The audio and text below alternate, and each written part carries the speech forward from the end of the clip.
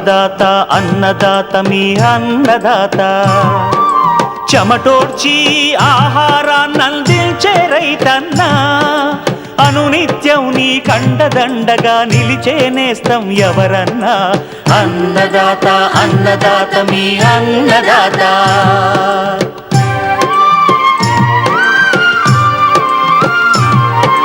నూతన రీతుల సాగుబడికి నూరింతలు పెరిగే దిగుబడికి సూచనలిచ్చే సస్య రక్షణకు పశు పోషణకి శాస్త్ర విజ్ఞానం అందించి ముందుకు నడిపే తెలుగు రైతు భారతదేశానికి మకుటం అయ్యేలా తీర్చిదిద్దే ఆశయంతో మిమ్ము మేలు కొలిపేది అన్నదాత అన్నదాత అన్నదాత మీ అన్నదాత అన్నదాత అన్నదాత మీ అన్నదాత.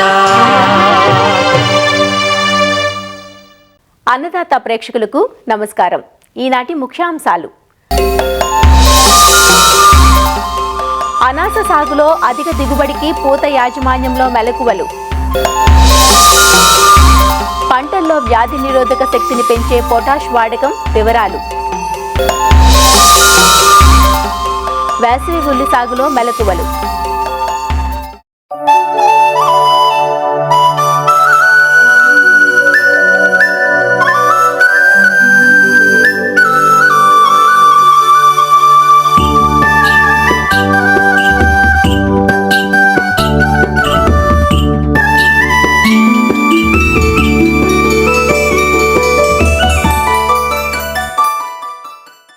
పంటల్లో రోగనిరోధక శక్తిని పెంపొందించే ప్రధాన పోషకం ఏదో మీకు తెలుసా?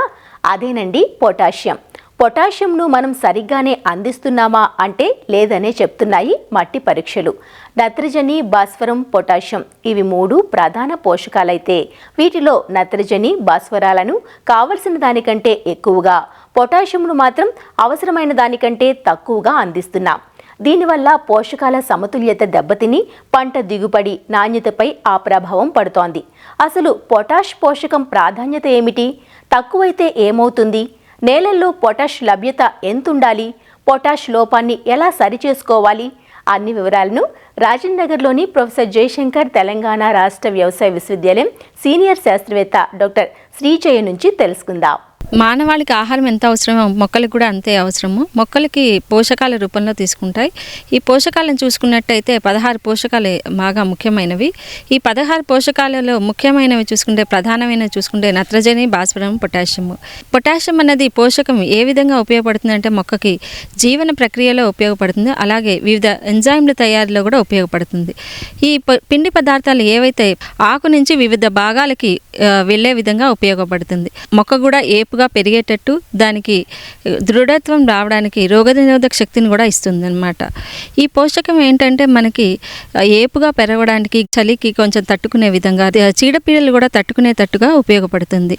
ఈ పోషకాలు అనేటువంటివి ఏం చేస్తాయంటే మనకి ఏపుగా పెరిగి, దృఢత్వంగా పెరిగి మొక్క గాలికి పడిపోకుండా ఉపయోగపడుతుంది.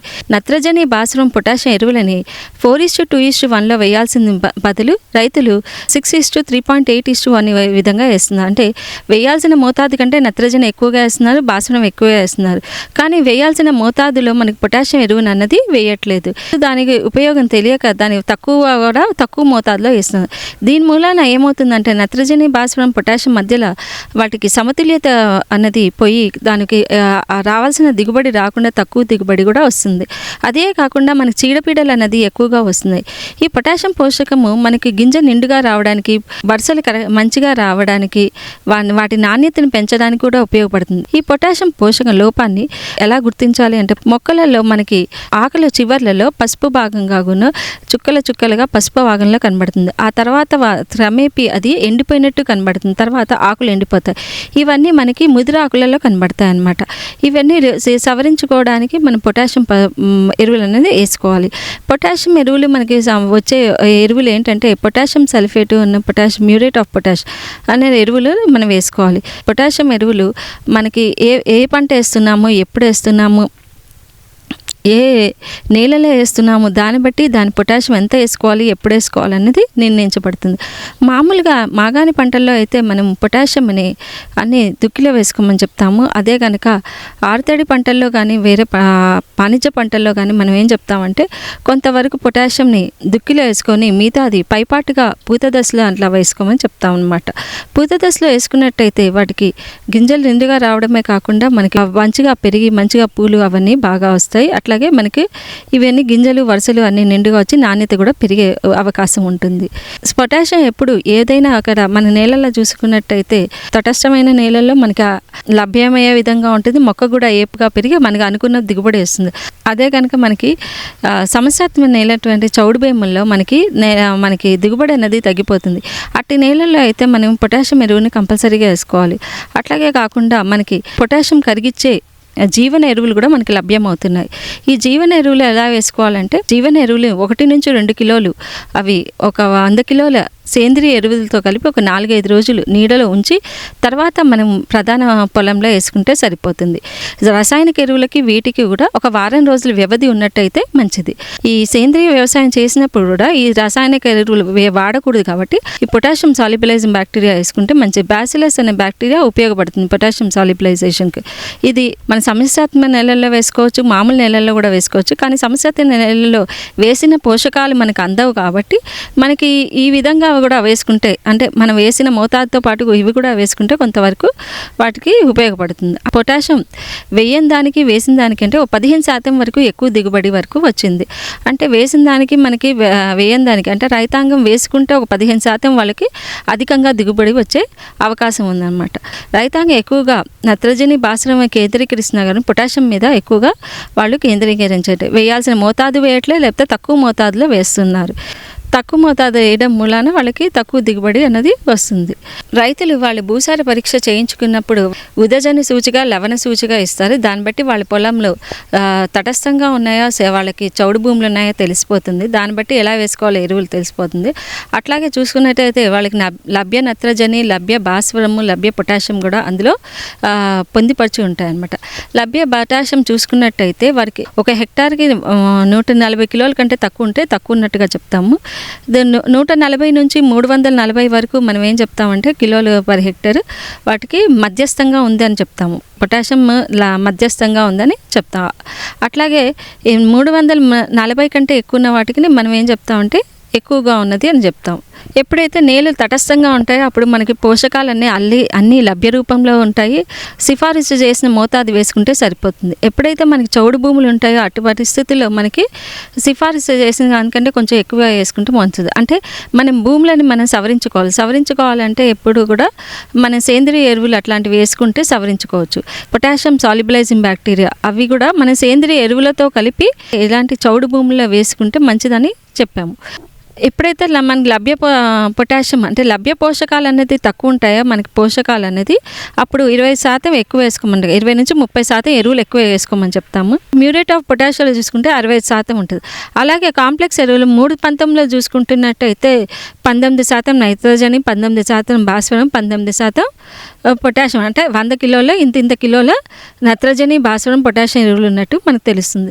3-19 కానీ 3-28 కానీ 3-20 కానీ అట్లా ఏ కాంప్లెక్స్ ఎరువులో చూసుకున్నా మొదటిది నత్రజని, రెండోది భాస్వరం, మూడోది పొటాషియం. కొన్ని కాంప్లెక్స్ ఎరువుల్లో మనకి అంటే 20-20-0 ఆ తర్వాత 15 అలా ఉంటాయి. అంటే మూడోది అంటే పొటాషియం అన్నది వాళ్ళకి అందులో పోషకం ఉండదన్నమాట. అట్లాంటి ఎరువులు వేసుకున్నప్పటికీ కూడా వాళ్ళకి పొటాషియం ఎరువు అన్నది వాళ్ళకి లభ్యం కాదు. ఎరువుల సంచుల మీద ఏ పోషకం ఎంత ఉంది, ఏ నిష్పత్తిలో ఉంది, ఏ విధంగా ఉన్నది అనేది దాని మీద పొందుపరిచి ఉంటుంది. దాని మీద చూసుకొని దానికి అవసరమయ్యే విధంగా వేసుకోవాలి. మనకి వాణిజ్య పంటలు అయినటువంటి అరటి కానీ, ద్రాక్ష కానీ, లేకపోతే పొగాకు అలాంటి పంటలకి మనం ఏంటంటే ఇలాంటి పంటల్లో మనము మ్యూరేట్ ఆఫ్ పొటాష్ కాకుండా పొటాషియం సల్ఫేట్ వేసుకోమని చెప్తాము. మ్యూరేట్ ఆఫ్ పొటాష్లో క్లోరైడ్ ఉంటుంది కాబట్టి దానికి నాణ్యత తగ్గుతుంది వచ్చే దిగుబడులు. కాబట్టి మనం ఏం చెప్తామంటే వీటిలో పొటాషియం సల్ఫేట్ ఎరువులు వేసుకుంటే మంచిదని చెప్తాము. ఉద్యాన పంటల్లో కూడా పొటాషియం ప్రాముఖ్యత ఎంతో ఉంది. ఉద్యాన పంటల్లో వాటికి పిందె అంటే పూత దశ నుంచి వచ్చే వరకు, పిందె నుంచి మళ్ళీ పెద్దగా అయ్యే వరకు కూడా ఉపయోగపడుతుంది. ఈ గింజ మనకి మొత్తం కాయ మొత్తంగా పెద్దగా రావడానికి, దాని రుచి మంచిగా రావడానికి, మంచి దానికి రంగు రావడానికి, అట్లాగే మంచి నిలవ గుణం పెంచడానికి కూడా పొటాషియం ఎంతో ఉపయోగపడుతుంది. అట్లాగే చూసుకున్నట్టయితే రైతాంగము ఎక్కువగా సేంద్రియ ఎరువులు వేయట్లేదు. ఈ లభ్య భాస్వరము పొటాషియం ఎట్లా ఉంటుందో పొటాషియం కూడా ఉన్నప్పుడు వాళ్ళు తక్కువ ఉన్నప్పుడు పొటాషియము 30% వరకు, 20 నుంచి 30% వరకు ఎక్కువ ఎరువులు వేసుకోవాలి. అట్లాగే మనం వేయాల్సిన దానికంటే ఎక్కువ వేస్తే ఏమవుతుంది అంటే వివిధ పోషకాలు అంటే జింక్ కానీ, ఐరన్ కానీ, కాల్షియం కానీ, మెగ్నీషియం కానీ దాన్ని తీసుకునే రూపంలో కాకుండా దాన్ని తీసుకునేది తక్కువగా తీసుకోవాల్సి వస్తుంది. అంటే దానికి తీసుకునేది ఇదవుతుంది అన్నమాట. ఇది ఎక్కువైతే అది తక్కువగా తీసుకుంటాయి. కాబట్టి ఎప్పుడు కూడా పొటాషియం అనేది మనం వేయాల్సిన మోతాదులో వేయాలి, తక్కువ మోతాదులో వేయకూడదు. ఏ పంటకైనా కూడా మనం సేంద్రియ ఎరువులతో పాటు ఈ ఎరువులు మన సిఫారసు చేసిన మోతాదులో వేసుకున్నట్టయితే మన సాగుకు అయ్యే ఖర్చును తగ్గించుకోవచ్చు. అట్లాగే మనకు అన్ని పోషకాలు లభ్యమయ్యి నేలలు తటస్థంగా ఉంది, చౌడున్నా కూడా కొంతవరకు తట్టుకునే విధంగా, సవరించుకునే విధంగా అవుతాయి. రైతుకి సాగుకు అయ్యే ఖర్చును తగ్గించుకోవచ్చు.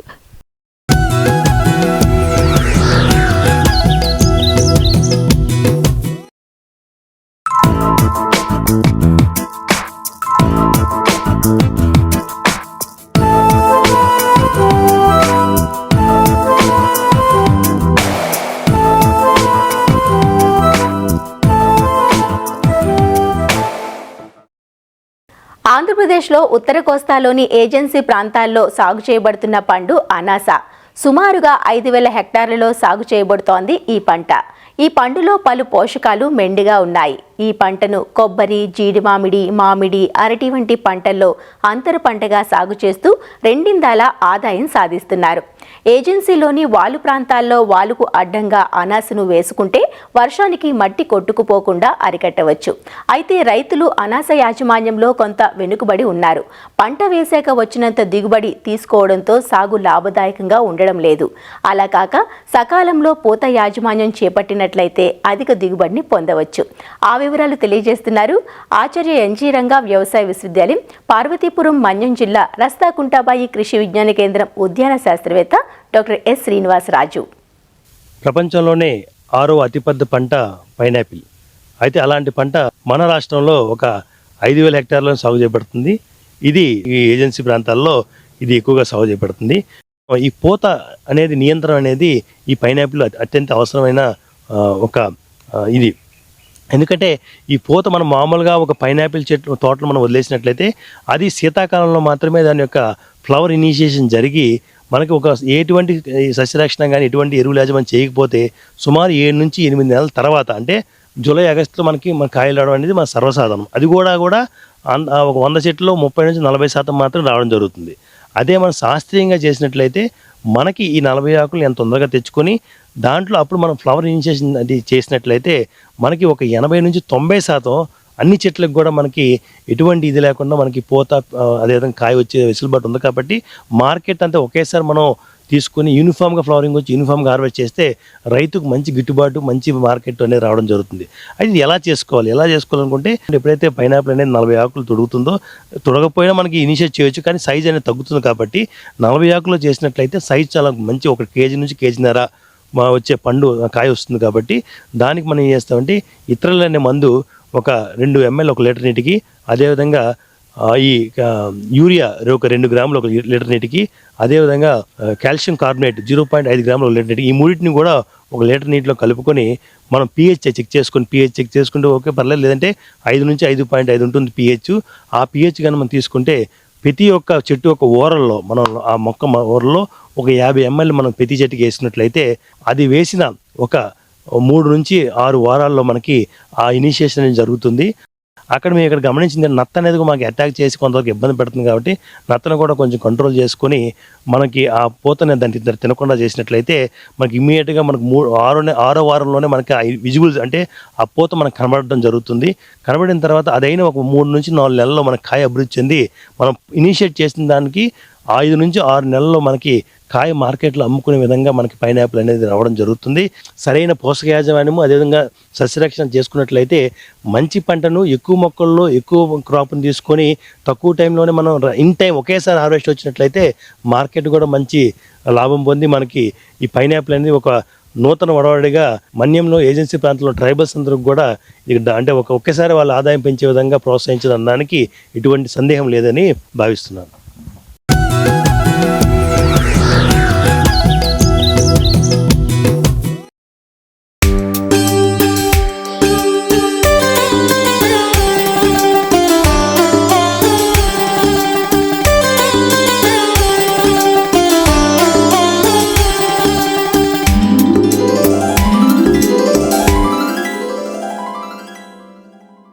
ఉల్లిగడ్డ లేని వంటిల్లు ఊహించడానికే కష్టంగా ఉంటుంది కదూ. అందుకే రోజువారీ వినియోగంలో ఉల్లి వాడకం తప్పనిసరి అయిపోయింది. అంతేకాదు ఉల్లి ధరల్లో వ్యత్యాసాలు కూడా ఎక్కువగానే ఉంటాయి. ఉల్లిని సంవత్సరంలో 3 సీజన్లోనూ సాగు చేస్తుంటారు మన రైతులు. వర్షాకాలంలో పండించే పాయకు వర్షాల వల్ల తెగుళ్ల సమస్య ఎక్కువగా ఉంటుంది. అయితే వేసవిలో పండించే పాయ మాత్రం మంచి నాణ్యంగా ఉంటుంది. అంతేకాక ఈ కాలంలో అధిక దిగుబడిని పొందే అవకాశం ఉంటుంది.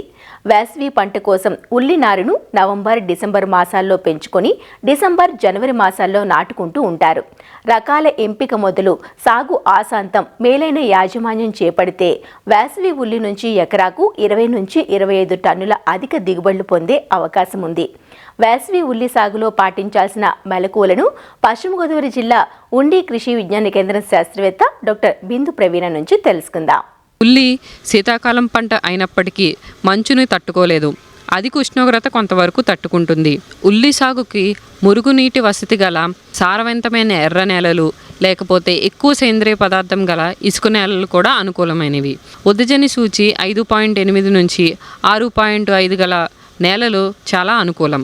ఉల్లిలో రకాలను చూసుకున్నట్లయితే ఎరుపు రంగు రకాలైన Bellary red, Arka found dark red కానీ, అర్కా ఫౌండ్ లైట్ రెడ్ కానీ, పూసా రెడ్ కానీ, అర్కా కళ్యాణ్ కానీ, అర్కా నికేతన్ కానీ, ప్రగతి కానీ, అర్కా ఫౌండ్ రోజ్ కానీ, భీమా రోజ్ కానీ, భీమా రెడ్ కానీ, భీమా సూపర్ కానీ ఇవన్నీ ఎరుపు రంగు రకాలు. అదే తెల్లుల్లి రకాలు పూసా వైట్ ఫ్లాట్ కానీ, అగ్రి ఫౌండ్ వైట్ లేకపోతే భీమా శ్వేత ఇవన్నీ కూడా తెల్లుల్లి రకాలు. సంకర్ రకాలు చూసుకున్నట్లయితే అర్కా లాలిమా మరియు అర్కా కీర్తిమాన్ ఇవి ఎర్రుల్లి రకాలు. ఉల్లి నారుని పెంచి ప్రధాన పొలంలో నాటడానికైతే ఎకరానికి ఉల్లి విత్తనాలు 3 నుంచి 4 కిలోల విత్తనం అయితే సరిపోతుంది. ఉల్లిలో విత్తన శుద్ధి కొరకు 1 కిలో విత్తనానికి 3 గ్రాముల తైరంతో కలిపి విత్తన శుద్ధి చేసుకున్నట్లయితే నారులో కుళ్ళు అనేది రాకుండా ఉంటుంది. విత్తన శుద్ధి చేసిన తర్వాత కూడా నారులో కుళ్ళు అనేది గమనించినట్లయితే 15 రోజులకు ఒకసారి మరియు 30 రోజులకి ఇంకొకసారి లీటర్ నీటికి 3 గ్రాముల కాపరాక్సీ క్లోరైడ్ని కలిపి నారు అనేది బాగా తడిచేటట్లు పిచికారీ చేస్తే నారు ఎదుగుదలలో కుళ్ళుని ఎంతో కొంతవరకు తగ్గించవచ్చు. 8 నుంచి 9 వారాల్లోనూ కూడా నారు నాటడానికి సిద్ధం అవుతుంది.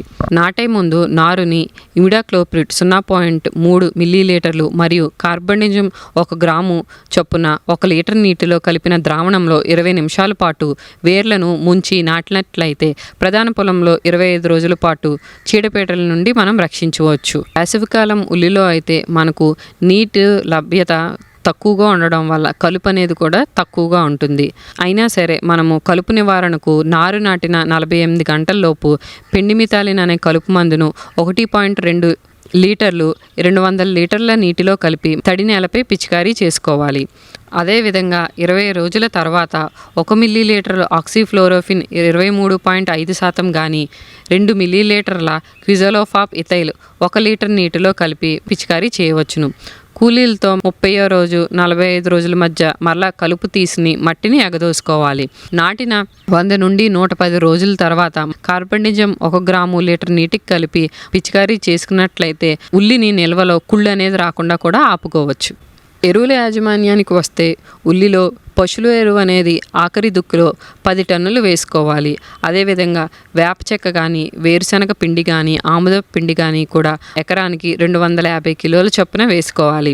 అదేవిధంగా ఆఖరి దుక్కులో సింగిల్ సూపర్ ఫాస్ఫేట్ ఎరువుని 200 కిలోలు మ్యూరేట్ ఆఫ్ పొటాష్ను 20 కిలోల చొప్పున ఆఖరి దుక్కులో వేసుకుని నేలను అనేది తయారు చేసుకోవాలి. నారు నాటినప్పుడు యూరియాని 43.5 కిలోలు, నాటిన 30 రోజులకు యూరియా 43.5 కిలోలు మరియు పొటాష్ను 16.5 కిలోలు, తరువాత మళ్ళీ నాటిన 45వ రోజున యూరియా 43.5 కిలోలు, పొటాష్ అనేది 16.5 కిలోలు చొప్పున ఉల్లికి ఎరువులు వేయాలి. సిఫార్సు చేసిన ఎరువులను ఆలస్యంగా వేస్తే గడ్డ యొక్క మెడభాగం ఆ మందంగా తయారయ్యి ఆకృతి అనేది కూలిపోయి కొన్ని సందర్భాల్లో పంగ అంటే 2 గడ్డలు ఏర్పడి నాణ్యత అనేది తగ్గుతుంది. హెక్టారుకు 20 నుంచి 25 కిలోల గంధకం వేసినట్లయితే నాణ్యత గల గడ్డలను మనం పొందవచ్చు. అదే కాకుండా 3 నుంచి 4 సార్లు సల్ఫర్ని 2 గ్రాముల లీటర్ నీటికి కూడా పిచికారీ చేస్తే మంచి నాణ్యమైన గడ్డలను మనం దిగుబడిని పొందవచ్చును. మంచి నాణ్యమైన ఉల్లిగడ్డల ఉత్పత్తికి నాటిన 15, 30వ రోజు మరియు 40 రోజుల తర్వాత 1 లీటర్ నీటికి 10 గ్రాముల చొప్పున 3 పంతొమ్మిదిలను పిచికారీ చేసుకోవాలి. ఉల్లి నారుపై నాటిన 60, 75 మరియు 90 రోజులకు 1 లీటర్ నీటికి 10 గ్రాముల చొప్పున 13,045 ఎరువుని పిచికారీ చేసినట్లయితే మంచి నాణ్యమైన గడ్డలను పొందవచ్చు.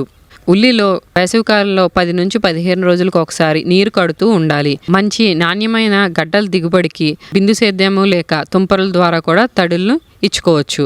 సస్యరక్షణ చర్యలకు వస్తే ఉల్లిలో చూసుకునేది తామర పురుగులు. ఈ తామర పురుగులు ఏంటంటే ఆకుల అడుగు భాగాన్ని చేరి కూడా రసాన్ని పీల్చివేయడం వల్ల తెల్లటి మచ్చలు అనేది ఏర్పడతాయి. దీంతో పాటు ఆకులపైన కాకుండా కాడలపైన ఉదారంగు మచ్చలు అనేది ఏర్పడతాయి. దీని నివారణకు డైమిథోయేట్ లేదా ఫిప్రోనిల్ అనే మందును 2 మిల్లీలీటర్లు లీటర్ నీటికి కలిపి దీంతో పాటు శిలీంద్ర నాశిని అంటే మ్యాంకోజబ్ 3 గ్రాములు లీటర్ నీటికి కలిపి కూడా 2 కలిపి 10 రోజుల వ్యవధిలో 2 నుంచి 3 సార్లు మనం పిచికారీ చేసుకోవాలి. ఆకులపై ఉదారంగు మచ్చలు ఏర్పడి ఆకులు ఎండిపోయినప్పుడు మ్యాంకోజబ్ 3 గ్రాములు లేదా క్లోరోథలోనిల్ 2.5 గ్రాములు లీటర్ నీటికి కలిపి మనం పిచికారీ చేసుకోవాలి. ఎటువంటి సస్యరక్షణ మందులు మనం ఉల్లిలో పిచికారీ చేసుకునేటప్పుడు లీటర్ నీటికి 0.5 మిల్లీలీటర్ల శాండోవిట్ లేదా ధనువిట్ అనే జిగురు పదార్థం కలిపి ఉల్లిలో పిచికారీ చేసుకోవాలి. 50% మొక్కల ఆకులు ఎండిపోవడం వల్ల కోతకు వచ్చినట్లు మనం గమనించుకోవచ్చు. గడ్డ పీకడానికి 15 రోజుల ముందు నీరివ్వడం మనం ఆపేయాలి. గడ్డలు పీకిన తర్వాత ఆకులతో సహా మనం మొక్కలను 4 రోజుల పాటు పొలంలో ఆరనివ్వాలి. ఆ తరువాత గడ్డకు 1 అంగుళం అంటే 2.5 సెంటీమీటర్ల దూరంలో మనము కోసి నీడలో ఆరనిస్తే గడ్డ పైభాగం అనేది పూర్తిగా మూసుకుపోయి మనకి శిలీంధ్రాలు అనేది లోపలికి చొరబడకుండా ఉంటుంది. కుళ్ళిన గడ్డలను అదేవిధంగా తెగిన గడ్డలను కూడా వేరు చేసి మిగిలిన మంచి గడ్డలను సైజు వారీగా కూడా మనం గ్రేడింగ్ చేసుకుని నీడలో 2 నుంచి 3 వారాలు ఆరబెడితే గడ్డ పైపొర అనేది బాగా అభివృద్ధి చెంది నాణ్యత అనేది బాగుంటుంది. ఈ విధంగా ఆరిన ఉల్లిగడ్డలను ఏంటంటే గాలి చొరబడే మంచి సంచులలో నాణ్యత గల సంచులలో వేసి 4 వైపులా గాలి చొరబడే విధంగా ఉండే గోడౌన్లో మనం నిల్వ చేసుకుని మార్కెట్కు తరలించుకోవాలి. అదే శీతల గిడ్డంగుల్లో నిల్వ చేసే ఉద్దేశం అయితే 0 డిగ్రీల సెంటీగ్రేడ్ ఉష్ణోగ్రత వద్ద మరియు 65 నుంచి 70% గాలిలో తేమ వద్ద 3 నుంచి 5 నెలల పాటు మనం నిల్వ చేయవచ్చు. మరిన్ని విభిన్న అంశాలతో రేపటి అన్నదాతలో మళ్ళీ కలుసుకుందాం. నమస్కారం. అన్నదాతలు తమ సందేహాలు సమస్యలను 1800-425-4085 టోల్ ఫ్రీ నంబర్లో ఉదయం 10 నుంచి 11 గంటల మధ్య పని దినాలలో సంప్రదించగలరు. ఈ కార్యక్రమాన్ని యూట్యూబ్లో www.youtube.com/అన్నదాత ఈటీవీ లింక్ ద్వారా వీక్షించవచ్చు.